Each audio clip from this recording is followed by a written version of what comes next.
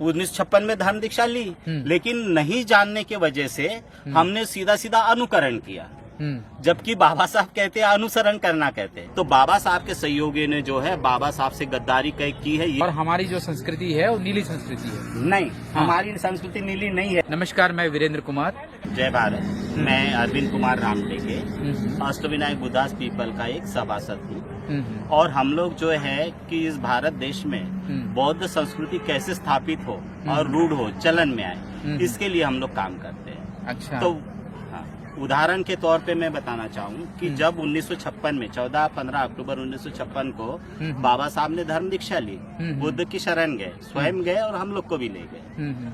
उसके बावजूद जो है कि बाबा साहब हमारे बीच में ज्यादा दिन नहीं रहे। उसके चलते जो है बौद्ध धर्म के बारे में, संस्कृति के बारे में बहुत सारी चीजें हम लोगों में नहीं आ पाई। जबकि बाबा साहब की मंशा यही थी कि भाई पूरा भारत को जो है बौद्धमय भारत करने का सपना उन्होंने देखा, यानी प्रबुद्ध भारत करने का सपना।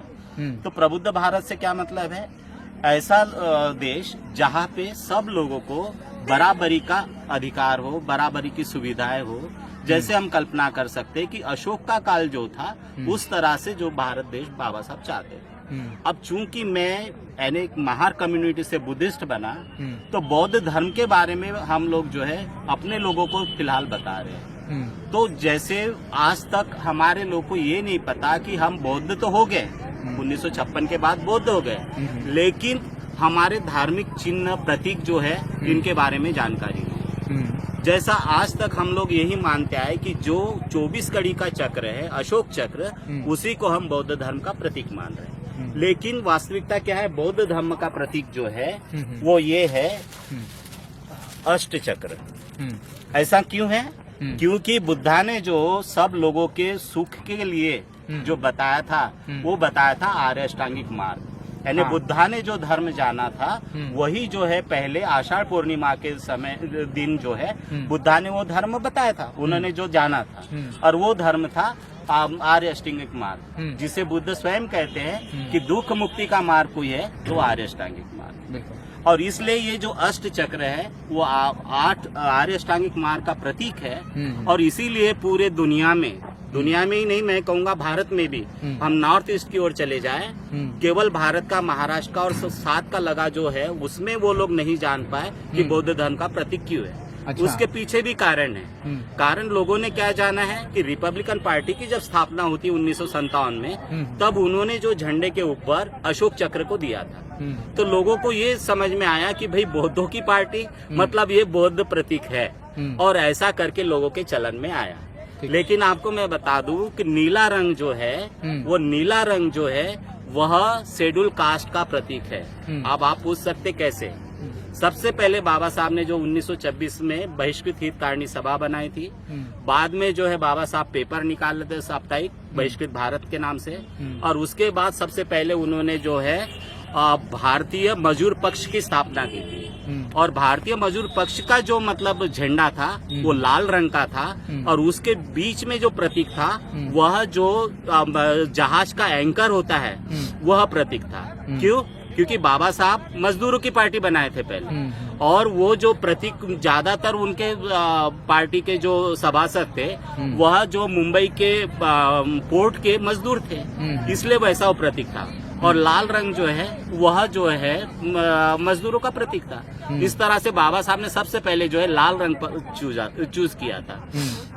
उसके बाद ऐसा क्रिप्स कमीशन आने के बाद बाबा साहब को, जब बाबा साहब भारत देश के अस्पृश्यों के, अछूतों के मतलब वहाँ पे बातें करने लगे, तो कांग्रेस पार्टी ने जो है उन पे ऑब्जेक्शन लगाया कि भाई बाबा साहब आप जो है मजदूरों के नेता हैं, आप इनकी बात कैसे कर सकते हैं। तब बाबा साहब को मजबूरन जो है शेड्यूल कास्ट फेडरेशन बनाना पड़ा। और शेड्यूल कास्ट फेडरेशन जब बनाए तो जो झंडा लिए बाबा साहब ने, उसमें झंडा था नीले रंग का, और बीच में जो है सूर्य का प्रतीक था जिसमें SCF लिखा था, और एक किनारे में जो है 11 सितारे थे। वो 11 सितारे क्या थे? उस समय भारत देश में 11 प्रोविंस थे, यानी प्रांत थे। तो बाबा साहब ये बताना चाहते थे कि पूरे देश के अछूतों के बारे में जो है हमारा संगठन काम करेगा। ठीक है, तो और दूसरे प्रतीकों के बारे में बात करते हैं। हाँ। तो जैसे अभी दूसरा प्रतीक, चूंकि हमने 1956 में धर्म दीक्षा ली, लेकिन नहीं जानने के वजह से हमने सीधा सीधा अनुकरण किया, जबकि बाबा साहब कहते हैं अनुसरण करना कहते हैं। अनुकरण और अनुसरण में क्या है? अनुकरण यानी केवल कॉपी करना, और अनुसरण मतलब सोच समझ के स्वीकार करना। तो ऐसा हम लोगों ने सोचा समझा नहीं है, इसलिए वो प्रॉब्लम आई। लेकिन कोई बात नहीं है, यदि आज वो समस्या हम समझ में आ रही है, सब पढ़े लिखे लोग हैं, सब समझ में आ रहा है। बाबा साहब का साहित्य उपलब्ध है सभी भाषा में, बुद्ध का साहित्य उपलब्ध है, त्रिपिटक पूरे भाषा में उपलब्ध है, तो आज हम उसको वेरीफाई कर सकते हैं। और सिर्फ यानी भारत में भी बौद्ध धर्म का जो प्रतीक है, आप उत्तर पूर्वी क्षेत्र में जाएंगे तो आपको ये अष्टचक्र ही जो है प्रतीक मिलता है बुद्ध धर्म का। तो इस प्रकार से जो है नीली संस्कृति जो आई, खास करके ये जो हमने बताया नीली संस्कृति, ये किताब ही हमने निकाली है। बाबा साहब का जब देहावसान हुआ तो बाबा साहब को जो है काशाय चिवर पहनाया गया था उनके शरीर पे, और सर में भी काशाय कपड़ा बांधा गया था, और सिराहने में जो है उनके बुद्ध मूर्ति थी। ये बाबा साहब एज इट इज उसी वस्त्र में जो है, मतलब दिल्ली से जो है नागपुर में लाया गया दर्शन के लिए, नागपुर में भी वैसा था। उसके बाद जो राजगृह मुंबई में रखा गया बरामदे में बाबा साहब के दर्शन के लिए, तो उसी इसमें थे बाबा साहब, काशाय कपड़े और उसी में थे चिवर में। और उनके ऊपर लोगों ने जो अपने श्रद्धांजलियां दी, आदरांजलि दी, तो फूलों का जो अंबार लग गया था। पर हुआ क्या, 1957 में देश का चुनाव था, और इसमें एक तरह से अभी देखा जाए आपने तो बाबा साहब के सहयोगी ने जो है बाबा साहब से गद्दारी की है, ये मैं कहूँगा। आप बोलेंगे कैसा?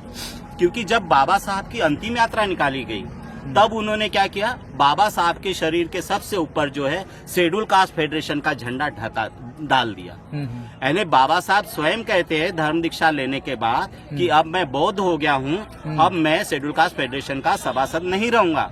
और बाबा साहब ने शेड्यूल कास्ट फेडरेशन भी जो भंग कर दी। और हमने क्या किया, बाबा साहब को एज अ बुद्धिस्ट के रूप में विदाई नहीं दी, तो हमने क्या दी, अछूत के रूप में विदाई दी। और तब से जो हमारे लोगों को क्या दिखा, वो झंडा दिखा नीला। तब हमारे में भी यही चलन में आज भी आप देखते हैं कि हमारे लोगों का अंतिम संस्कार होता है तो सबसे ऊपर में नीली शॉल या नीला वो डाला जाता है। हाँ, यानी मैं जहाँ तक समझ पाया हूँ कि जो बौद्ध धर्म का जो प्रतीक है ये अष्टचक्र है। हाँ। और हमारी जो संस्कृति है वो नीली संस्कृति है। नहीं, हमारी संस्कृति नीली नहीं है, मैं वही कहना चाह रहा हूँ। हमने बना ली हमारी संस्कृति नीली नहीं, जैसा कि हाँ कैसे नहीं बता रहा हूँ, वो लिखा है, प्रश्न है नीली संस्कृति किसकी। दूसरा जो है बुक हमारे पास ये भी है, भगवा संस्कृति किसकी। आप दोनों किताबों का जब अध्ययन करते तब आप जान पाते हैं कि बाबा साहब के सही मायने में कौन से संस्कृति को चाहते थे। अच्छा, ये मतलब जो है एक तरह से हमें वो चीजें आई क्योंकि हमने अनुकरण किया, अनुसरण नहीं किया, इसलिए नीली संस्कृति हम आज बनाए अपनी। जबकि अच्छा, बाबा साहब कौन सी संस्कृति हमारी वास्तव में देखें तो बुद्धिस्ट संस्कृति, और बुद्धिस्ट संस्कृति का प्रतीक क्या है, चीवर जो है हमेशा काशाय होता है। अच्छा, तो काशाय वैसे प्रतीकों का वो किया जाता है, हमारे प्रतीक है बोधि वृक्ष है, चैत्य है, चीवर का ये होता था, बौद्ध मूर्ति तो बहुत बात। और इस तरह से हमारे प्रयासरत है हम कि आज हम जो है इसका हमने ये भी दिया है कि आज हमें अपनी संस्कृति करना है। तो नीले की जगह जो है, आप पूछेंगे कि नीले की जगह हमें क्या डालना चाहिए अंतिम इसमें। हाँ। तो हम ये कहेंगे कि ये वस्त्र डालना चाहिए जो बाबा साहब ने सही में पहने हुए थे चिवर के रूप में। अच्छा। लेकिन नीले से ढका गया, वो नजर नहीं आया। तो ये और इसमें जो है तथागत बुद्ध का अंतिम संदेश है। इसलिए मैं निवेदन करूंगा हमारे बौद्ध लोगों से कि हमारी संस्कृति स्थापित करने के लिए अंतिम संस्कार के वक्त में जो है हमने जो है शव पे जो है इस तरह का कपड़ा हमें डालना चाहिए। अच्छा, जैसे कि हम देखते हैं मुस्लिमों के इसमें देखते हैं हरे रंग को उनका मान्यता होती है, काले रंग की होती है, और ईसाइयों में देखते हैं सफेद रंग की मान्यता होती है, हिंदुओं में जो है पीले रंग की मान्यता होती है, भगवे रंग की मान्यता होती है। जबकि ये है भगवा जो संस्कृति है वो वास्तव में बौद्ध संस्कृति है। अच्छा, जैसा कि आप जानते हैं बाबा साहब एक लाइन में कहते हैं कि भारत देश का जो इतिहास है वो केवल और केवल बौद्धवाद और ब्राह्मणवाद की लड़ाई के सिवा दूसरा इतिहास नहीं है। तो ये बुद्धवाद को खत्म करने के लिए ब्राह्मणों ने इस तरह से, ब्राह्मणवादी लोगों ने जो है इस तरह से घुसपैठ करके ये आया, जो कि आज वो हमारा होते हुए हम ये समझ रहे कि ये दूसरे का। इसके लिए जो हमने साहित्य के रूप में जो है ये सारा चीज लोगों को उपलब्ध कराया है। और जो बौद्ध कल्चर है, जैसे विदेशों में हम देखते हैं कि लोग जो है, बुद्धिस्ट लोग जो है, उनके माता पिता के अंतिम इसमें शादी ब्याह में किताबों को स्पॉन्सर करते हैं। आप जानते हो बुद्ध एंड हिज धम्मा पूरे विश्व में लोग मुफ्त में बांटते हैं, तो वो ऐसे ही आता है। तो ये जैसे अब किताबें हैं हमने निकाली है, ये ऑलरेडी स्पॉन्सर्ड की हुई है, अन्य लोगों ने की हुई है। और इसका जो धन संग्रहित होता है, यह जो है संस्कृति के विकास के लिए, सेंटर के डेवलपमेंट के लिए, वहाँ ये उपयोगी होता है, यह हमारे लिए उपयोगी नहीं होता। ठीक। तो ये थे अरविंद रामटेके जी, जिन्होंने विस्तार से बताया कि बौद्ध संस्कृति क्या है, बौद्ध संस्कृति के प्रतीक क्या है।